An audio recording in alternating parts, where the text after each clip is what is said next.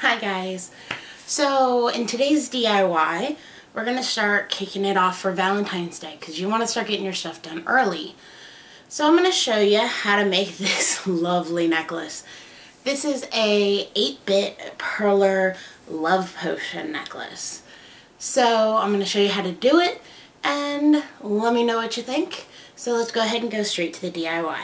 For this DIY, you're going to need perlers, parchment paper, a square pegboard, 2 needle nose pliers, a round nose plier, large fasteners, a necklace closer, and key and chain. I use silver chain, and you're going to need an iron. So let's go ahead and clear our workspace so that we can get it all nice and clean and organized. So the colors we're going to use are pink, white, clear, and black. So we're going to start with black. Black is going to be our outline. And I'm going to go ahead and speed through this process because it is a long and tedious process of putting the pegs where they go. It's a lot of counting to make sure you put it in the right spot, and I did have to keep looking at the picture. I do not claim originality of this design. I found it on a website called DeviantArt. Really awesome. Just type in perler or whatever it is you're looking for and they have some pretty awesome stuff. I'm just showing you my personal take on a love potion necklace made out of the perlers. A lot of the perler stuff is 8-bit. So if you're really into that 8-bit stuff, let me know in the comments below and I'll do more 8-bit things because I personally enjoy it. So next we're going to use white and clear. White is kind of like the foam part or the highlighting part of the potion bottle, and obviously you're gonna have clear because you can see through the potion bottle. It's not like you can't see through it. So we're gonna strategically put that white in there, and then we're gonna fill in the open neck of that bottle with the clear so that it resembles as much to a potion bottle as possible. Then we're going to go ahead and use pink, and we're going to use the pink to fill up the rest of the potion bottle. Now, you don't have to use the same color pink because it is a potion bottle. You can use different shades of pink for highlighting or for however you want to use them. You can even take a different color pink and make a little heart in there to make it look your own unique design of a love potion. I chose to do mainly all the same color pink with random different colors. So here's an up-close picture of the potion bottle before I iron it. And you can kind of get a good look at how it's going to look when you're finished. So then I'm going to go ahead, I'm going to take my parchment paper and I'm going to put that on top of my design. And I'm going to go ahead and start ironing it down. Now, my iron is set on the cotton setting, which is the best setting for perler bead melting. I have had it on for about 5 to 6 minutes so that it can heat up and be ready for me when I was ready. When I iron it, you can see it kind of do a circle motion, and then I'll do a kind of zigzag sweeping motion. This is just how I personally iron. You can watch hundreds of videos on how to iron perler beads, and I'm pretty sure everybody does it their own specific way. For me, I also found that rotating the pegboard while I iron it does help to give it more of an even ironing so that your beads will melt evenly instead of having one side more melted than the other. Now you can start to see where you can see the design coming through the parchment paper. Some people will tell you that you have to iron it down until you can't see any more of the peg holes. Other people will tell you, that it's good to see the peg holes. It's all about personal preference at that point. You just want to melt it down until it looks good to you. I might like it looking one way. You might like it looking completely different way. It's all personal preference.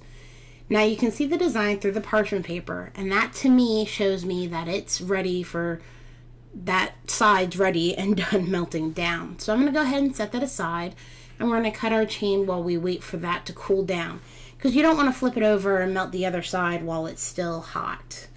Now I'm just kind of eyeballing my chain. You can always go back and fix it, so you can go back if it's too big and make it shorter, or if it's too short, add links to it.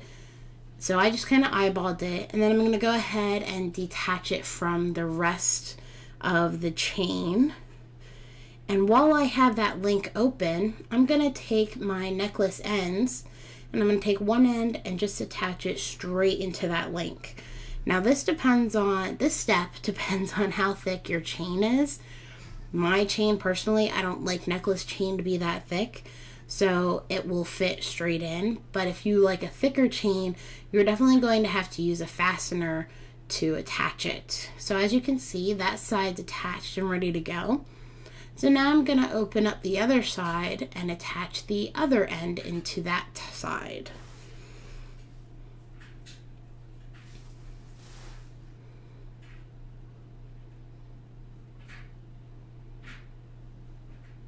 So you can see right there where I've attached it, and of course it falls out the minute I show you.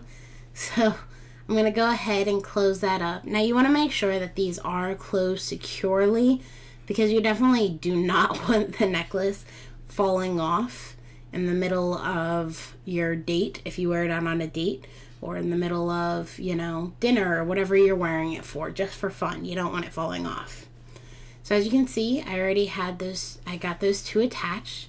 So now you see how my parchment paper slid right off. That's how I know it's cooled down enough to do the other side. So I'll take it off the pegboard, lay it on my table, put the parchment paper on the other side, and then I'm going to repeat the process of ironing the other side. Now sometimes when this happens, because the one side has been ironed to, if you melt it too much, the other side has this interesting thing that happens, and thank goodness it didn't happen to me this time, where the holes kind of gape open, and sometimes it can make it look weird. But the good thing about necklaces is that you pick the best side, and that's the side that you wear facing out. So if it does do this weird thing to you, you can always put the best side forward. So once again, I'm doing the rotating method of melting these, because I do find that that works best for me, because for some reason the iron doesn't stay warm. It's warmer on one end than it is on the other. So I'm going ahead and I'm rotating it and I'm melting it, and every now and then I'm checking the parchment paper to see how well it is melted down. Alright, so see how I'm checking that parchment paper, and I think it needs a little bit more ironing. So I'm going to iron it down a little bit more. Now in this case, I didn't let it cool down as much.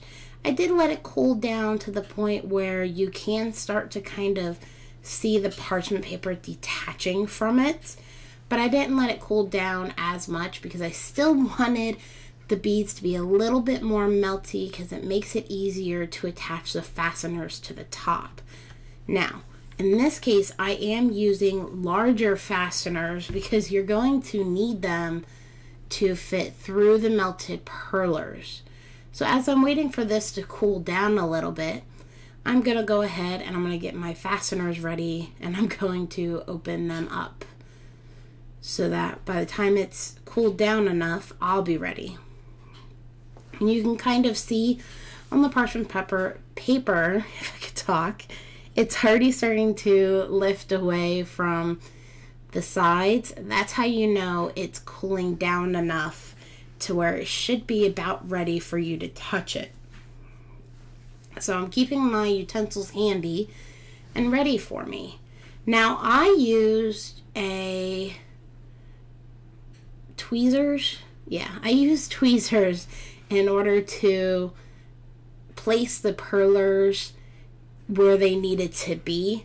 Most people do it by hands. I find doing tweezers is better because you can get better placement, it's a little bit more accurate, and you're not going to knock down half of your project while doing it. If you find it's better to do it with your bare hands, then do it that way. It's all personal preference.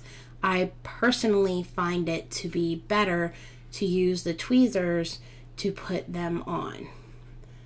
So now you can see where my parchment paper has detached itself completely. So I'm going to go ahead and take my needle nose plier here, and it's going to be the rounder tip used for jewelry making, and I'm going to poke it through the top 2 holes of my little perler potion bottle. And what I'm doing is I'm making the holes bigger in order to fit the fasteners through. Now I use 2 fasteners because I like my bottle to be on the necklace a lot straighter. Everybody is different. You might like it better if it was, you know, just on one side. That's, once again, personal preference. So I'm going to take those fasteners and poke them through these holes that I just made bigger. And I'm not going to close them quite yet. First I'm going to push them through, and you can see where they're open. And I had a little bit of difficulty with one of them. So then I'm going to take my chain that I've already got ready, and I'm going to put it in between those fasteners. Now the reason why I'm doing this is I'm doing this now because it does make it difficult later to thread it through, depending on how close you fasten those fasteners. And because I like mine very secure, I tend to make them a lot smaller, so it makes it easier for me to attach the chain all at one time. So then what I do is I take my fasteners and I kind of hide them in the back of the necklace. That way nobody can see it when you're wearing it. And when I close my fasteners, I like to overlap them a little bit and then clamp them as close together as possible. Just make sure, it's all personal preference. As long as it's secure and you're happy, that's all that matters. So there's my necklace. I hope you guys enjoy, and I hope you make your own. I mean, that's the best part about it. It's giving your own flair. Enjoy, guys. I hope you guys enjoyed that DIY, and make your own. Send me pictures. Let me know what you think. Go ahead and click that like and subscribe button. Leave a comment if you have any ideas for new DIYs, and keep an eye out. Also, don't forget to check out my Etsy shop. I hopefully will be putting more stuff up there soon. I'll keep you guys posted on my Etsy shop as I can. And don't forget to like me on Facebook, because I put up pictures showing the stuff that I'm going to be making ahead of time. So I hope you guys enjoy and make your own. Bye.